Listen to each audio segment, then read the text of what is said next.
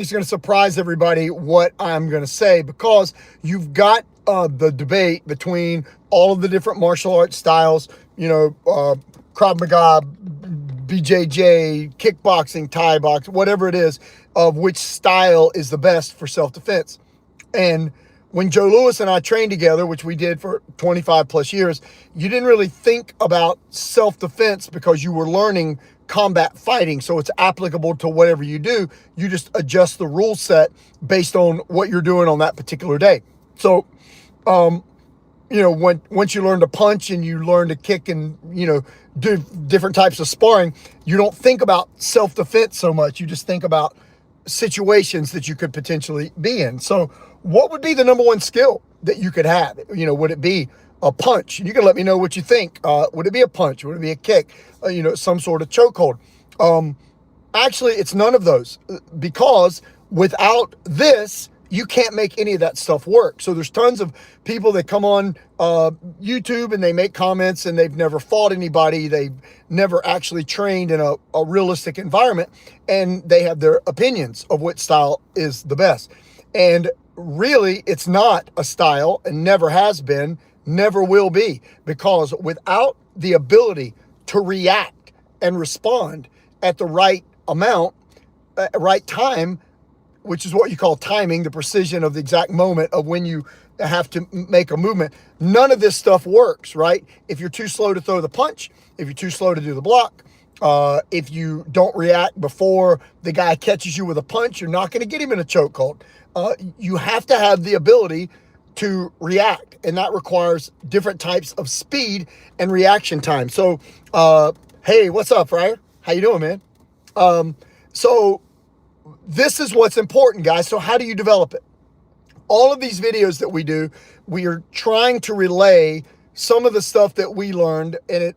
40 plus years of martial arts myself. David's got 40 plus years, trained with Joe Louis for 25 years. I fought in the original versions of the Tough Man and the Bad Man contest, which I literally did it to see if my stuff would work or not against different guys. And I got to fight a lot of really big guys with really bad intentions. And it wasn't grappling, but we had to fight grapplers because it was like a street fight with gloves on. We'd get, guys are trying to take you to the ground. We fought with no pads. Sometimes we'd have gloves and no shin guards and just kicking bare leg. I mean, it was kind of brutal back then. And we learned some stuff, right? You learn really quick what's going to work against a street fighter and what isn't. And then you combine that with, I've got a black belt in Sambo and in Krav Maga. So a lot of training styles of different, and you see a lot of overlap. Like, a good choke is a good choke. Nothing beats a boxing straight right hand, like a good straight right hand. A Thai kick is like the great equalizer. When you're in close range, you just can't beat elbows. Can you marry that to a particular style, though? It's really just a lot of moves compiled together by whoever that trainer is, who thinks that should be the system that you learn. I do look like that. I do think of, always pulling the best stuff that we can find. We pull movements based on what's called a risk to reward ratio. And this is a great way to look at how to train. And then I'll go over some drills you can do to increase that reaction time. So risk to reward means if you're training, what is the reward to the risk of what you're going to throw? So example, in a typical situation, a jump spinning back kick, which is a great, powerful move in sport. It can work in any situation. It could, but the risk of falling down in the street, your feet slipping out from under you. What if you have on tighter pants? You can't jump. You're outnumbered. The risk is great. A straight right hand or a straight palm strike is a very high reward, very low risk move. If you can get behind somebody, I've done this in an actual fight. If I can get behind somebody and get them in a chokehold, that's a very high reward, low risk move if it's only one guy. If there's 3 and I grab one of them in a chokehold, I'm getting crushed from behind. So you think about how you put your moves together and what you want to learn based on these things. Risk to reward. Now, that's funny. Am I going to play golf? No, I'm not. Hopefully you like my purple shirt. You guys kill me with some of the comments. Anyway, so you choose movements that are going to work based on reward. Like a good elbow is a very high reward, low risk move. Now, once you've learned, trained, developed, hopefully you learn fundamentals, then you develop. What we do in our program is we take your movements and we put them into drills, and drills are where you acquire skills. So you can't just learn a move scrolling through YouTube and you see somebody teaching something and all of a sudden you can do it. It doesn't work like that. Half the time they're not teaching you anything anyway. They're just trying to farm views by making it cute, and it's useless, okay? For you, it's useless if you don't actually learn anything. So you take it and then you put it into a drill, and we can teach you those. And then once you have the drills, then you begin to fight in combination. And combinations mean you have to figure out how you're going to learn to put these things together, right? This is how a fight structure of a system for fighting should work. Fundamental first, learn your fundamental. Then drills. Drills are how you develop the skills. Then combination. Combination could be you throw a punch, somebody counters with a punch, and you come back. That'd be a simple offense, defense, reaction type drill. Now, once all that is done, this is when it's time to start really thinking about reaction time and your ability to, Joe Louis would always teach this in a series of R's, all of the R's of fighting. You have to read, react, respond. If somebody throws a punch, you got to be able to roll, recover. There's all kinds of different R's. The way you develop this is you have to put yourself into a situation where you are forced to react at high speed and at high stress. The simplest drill is to do a jab, and you put a person 1/2 step away from you. You learn how to defend the jab, which typically will just start with a little parry type movement. It could be a slip or whatever, but you start with like a parry. And then you have your partner jab you slow at first to make sure you can defend it. Then they try to hit you from a step away. So they take a power step at your face and you check the punch. This is the most fundamental of all reaction drills. Then I'm learning to read when he launches the punch. I'm learning to see any cues that he gives before he throws. I'm learning to react by making the block. Okay, so that's the first 3. So I'll react. Then we relax, and I throw it back at you, and then you catch it, and then we relax. And once we get that easy, we just smother the distance. So we choke the distance up. Once we shorten the distance, the amount of reaction time decreases. Now I've got somebody right in front of me that's only like an arm's distance away, and they're jabbing me in the face, and I'm learning to catch that shot. Okay, so I'm catching. And we start that with a jab. Then we can do it with a right hand. Sometimes we'll have you just take a glove and hold the wrist part of the glove and throw a sucker punch at your partner. And you have to block it, rock out of the way, try to duck under it, right? This is the simple version. If you're a little more advanced and you're a martial arts guy, if you're a striker, which most of the people on this channel are, if you're a striker who thinks that it is impossible for anybody to get you on the ground, you're living in a delusion.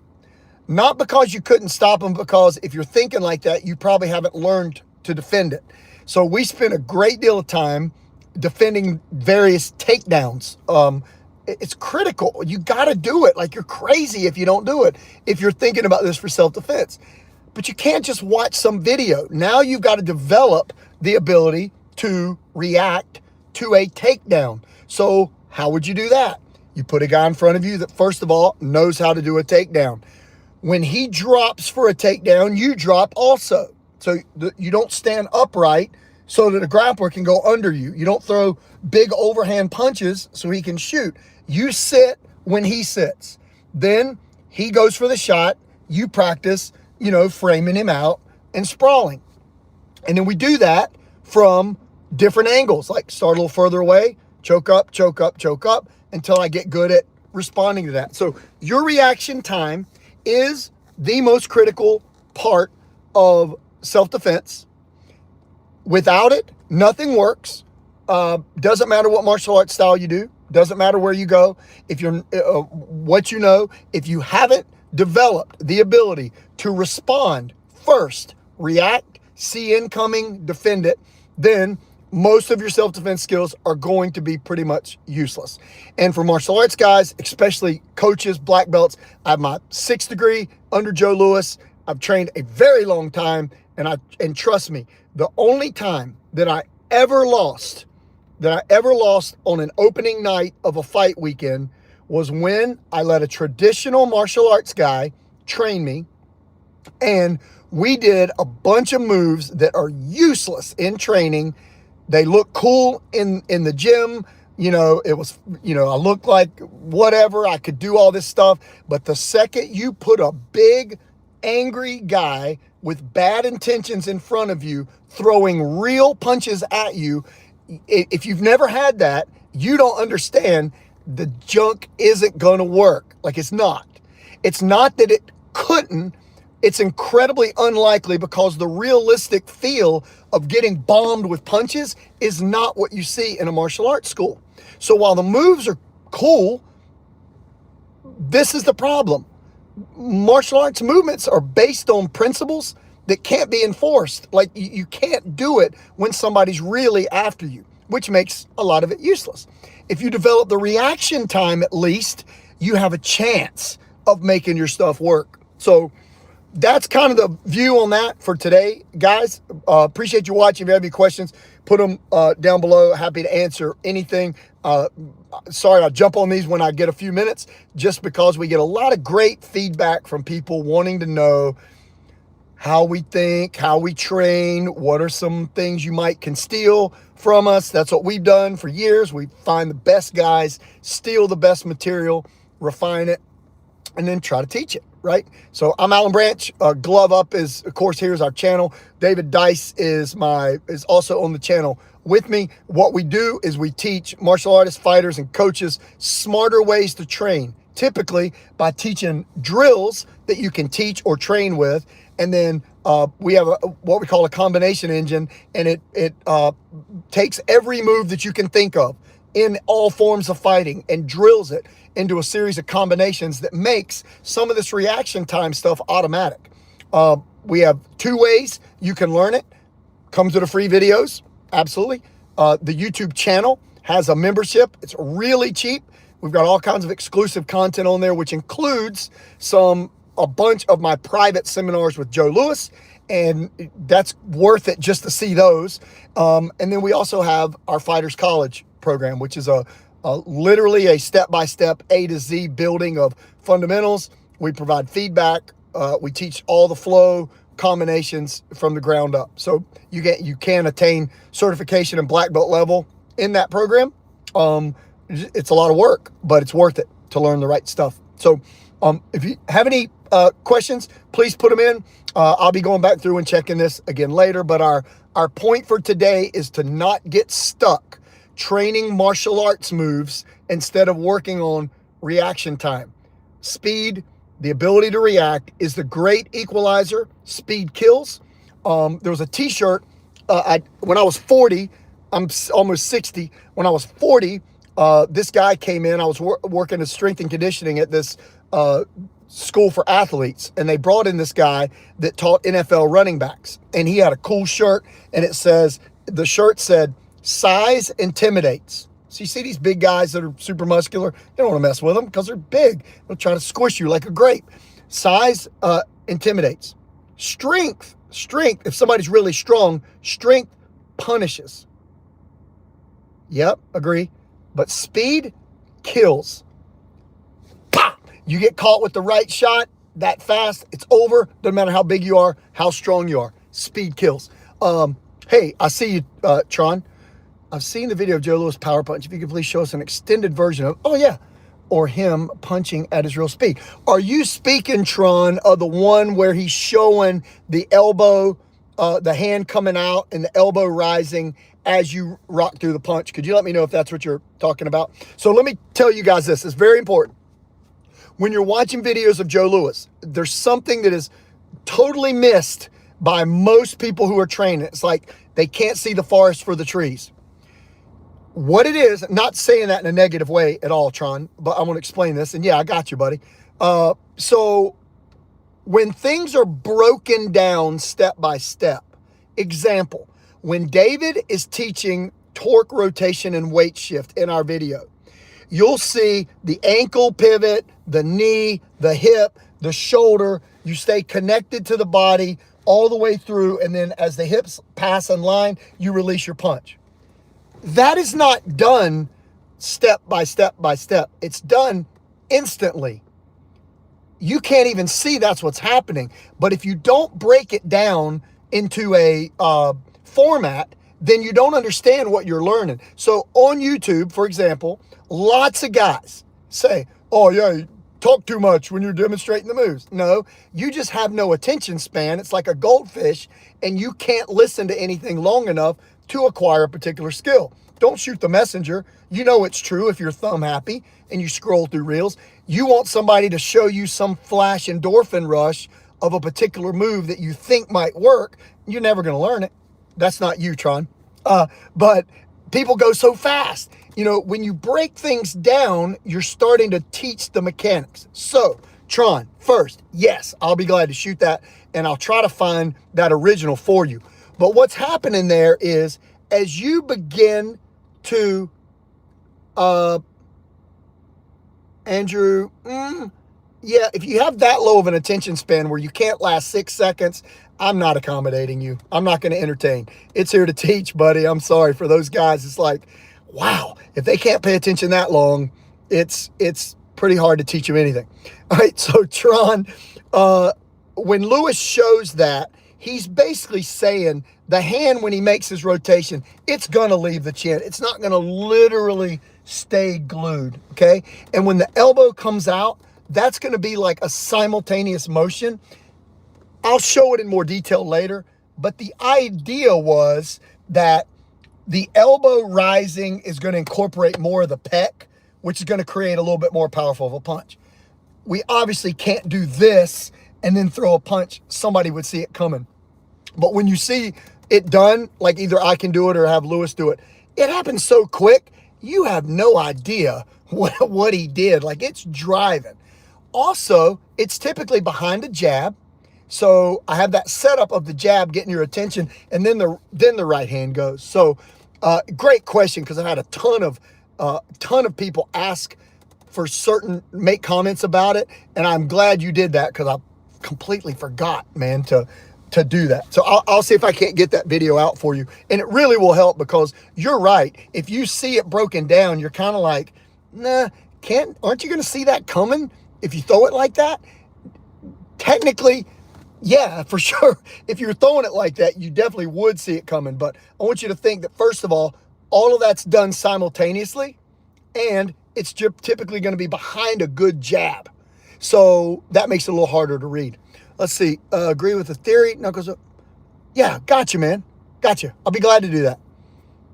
It's yeah, for sure. And look, I don't know if you're in our program or not. I can't remember. But if you're signed up for our program, let me know. I'll give you my cell phone number, and you can text me a video of yourself doing it, and then we'll critique it.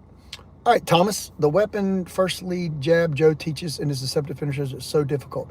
Is it possible to get full power and not telegraph? Of the jab? So, man, love those questions, dude. Love that stuff. All right, so first of all, there's 10 different jabs that we teach. 10, okay? The lead jab, if you're talking speed, it's not supposed to be a power jab. So the way we break it down now, at that time, Joe was a little more, it was still kickboxing, but it still had a hint of point fighting in it, old school point fighting in the training style. All of it is still valid, 100%.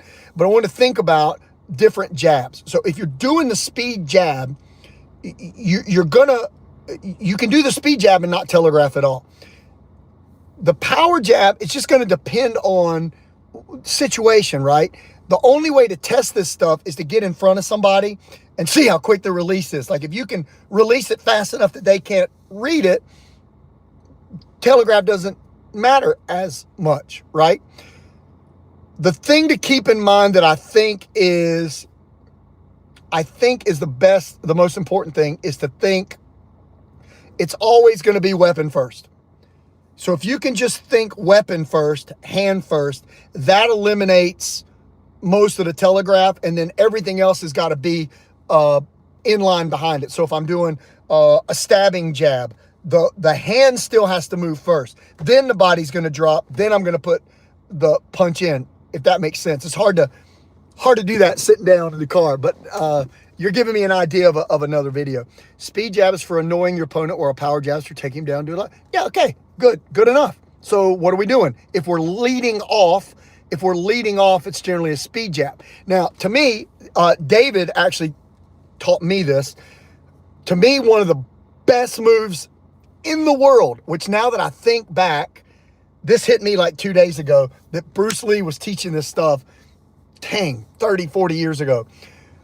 One of the best combinations is to go a speed jab, a power straight right hand, and if I throw a power straight right hand, the weight is now on the left leg. So if I was to respond with a jab, it's now a power jab because it's going to have torque, rotation, and weight shift. So you go speed jab, no weight shift. Torque rotation, power right hand. Now, torque rotation back, power jab. If you can put that together and step with it, to me, that's lethal. That's a great combo. Everybody teaches to come back with a hook, and you're better in line for a straight right. Then you're combining speed jab, and power jab into the same move. If that makes sense to you. Okay, so I know you're supposed to not pivot your lead foot for a jab, but does it make sense for a power jab?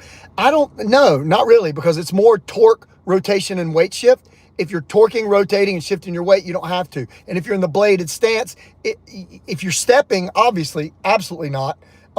You could pivot a little bit on the second power jab, but keep this in mind. Love these questions. Dang. You can only punch from two places. From position, holding your ground. Motion, you're having to track somebody. If somebody's standing still and letting you hit them, makes it a whole lot easier. When they're in motion, you have to take micro steps to close the distance between you and the other guy. So the speed jab could close distance. If you stabilize the target and he sits, then you could come through with your power shots. He's not moving.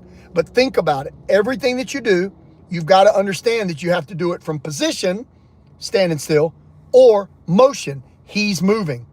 Most of the time, unless somebody's pinned to the ropes, you're going to be punching from movement. You got to be in motion. That changes how things are done just a little bit there, if that makes sense. Okay. Let's see. I know you're, okay, cool. Yeah, man, practice that. So if you here's a quick question, Flame. If you're doing a 1-2-1, how many steps do you take? So if you're doing a 1-2-1 in motion, how many actual steps are taken? Just put the number down there. So you're doing a 1-2-1, how many steps are you going to take? You're punching somebody in motion. I'll give you just 1 second. See if you can respond to that. If you don't, I'll answer it. So I don't know if you're still here, but it's 4, right? It's 3 punches. It's 4. Okay, here's why, guys. Because you're going to take 1 step left when you throw your lead. Your right foot's going to catch up as you throw your right. That's 2. Then you're going to step again as you throw your 3rd punch. You can't leave your right foot in your pocket. You have to step it up too. So it's actually 4 steps. So a 1-2-1 is 4 steps. It's left, right, left, right. Correct. The 4th is to bring yourself back to the safe right. So now you're back into your perfect balance stance. So every time you move any direction, the other foot, you train yourself to equally move that same direction. That's why we're totally against most of the footwork videos that these younger guys are teaching, which are kind of cute and flashy, but they're not applicable to fighting. Let some do all that foot crossing and let a grappler come at you. Suicide, you're done. We're not interested in just boxing. I love boxing, but I'm not interested in just that. I need to be able to think that I can defend punches, kicks, takedowns. I mean, I want it to work for everything. So I'm not going to be crossing my feet and doing all this fancy garbage, little steps. But it's hard because you don't think about that until you train it. Cool. Yeah. You guys, it's good. Any other questions before I jump off? We'll be shooting. I might do a live in the morning with a couple of my guys. We're going to be in the gym doing some training. We've put a bunch of new drills in our members area here on the channel.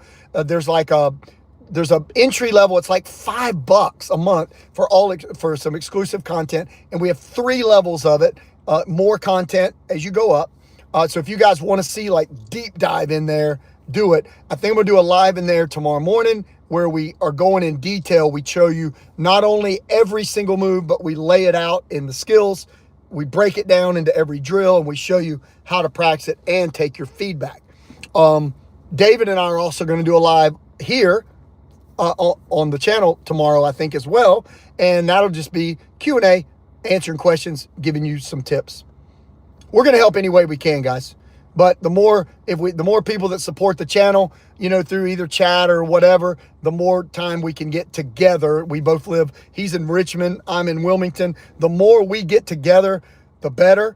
And that just, you know, it costs money traveling back and forth and spend the night and stuff like that. So, hey, Fryer, you're welcome, man. Hey, our weather's great. It's a little bit cool, but we're on the coast of North Carolina. Sunny, Carolina blue skies, 65 degrees is perfect. Tron for self-defense, we got to keep the hands loose. Yep. Applies to everything. Boxing, kickboxing, self-defense, hands are loose. Tension on impact, that's a skill on its own. But you're right. Lots of great comments, great feedback today, guys. I'm used to dealing with I always say knuckleheads, that just make ridiculous comments, and hopefully we're getting rid of all those guys. But you guys that have questions, I like to hear what your experiences are. I like to hear what you think. And look, if you ever disagree, man, go ahead, shoot it. I don't take that wrong. I love to hear it, man. And if we had to, we'll schedule a time to meet. We'll train together and I'll show you mine and you show me yours. We'll compare. That's how you make people sharp. Fryer, oh man, you're only hour and a half, 2 hours away. Look, guys that are within a 2-3 state area commonly want to come down and train. So if you ever want to do that, make sure you comment. We'll see what we can work out, getting together and let you work out with us. Okay. Think that's it, guys. Gonna go in, get a training session today, and probably see you guys again tomorrow live if you can join us. Again, if you want to join our channel, you get notified of all this stuff. We do have a free community. We have a technique cheat sheet. It's free. If you download it, it puts you in a little community. So when we do stuff, you get notified. If you want that, I don't know if it'll be in this video right now, but it's on the channel. Technique cheat sheet. Click it, jump in it, completely free. What it does is it gives me the ability to reach out to you, tell you when we're releasing new stuff, things like that. All right. Hey, thanks for watching. Great audience today. If you're catching this live, if you're catching it later, after this live is over, appreciate you guys watching as well. Always here if you need us. That's what we do on the channel. Looking forward to seeing you.